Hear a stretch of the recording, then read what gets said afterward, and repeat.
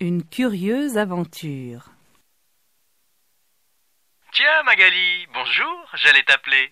Ça va? Tu as passé de bonnes vacances? Oui, bien, sauf le voyage à l'aller qui était un peu difficile. Pourquoi? Qu'est-ce qui s'est passé? Je te raconte.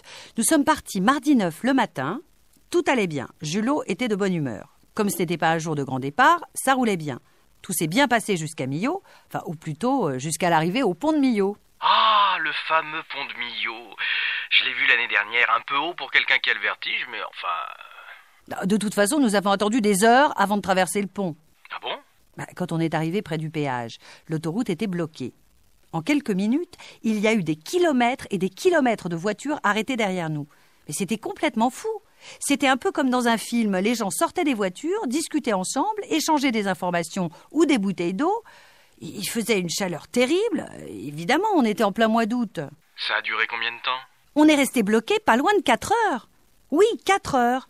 Au bout d'un certain temps, on est allé à pied vers le pont.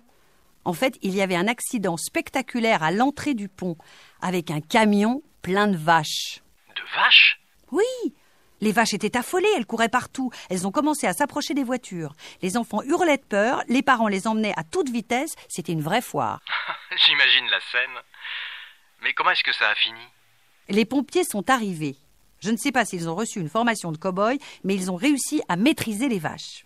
Mais le temps qu'ils les attrapent et qu'ils dégagent la route, il était déjà 6 heures du soir.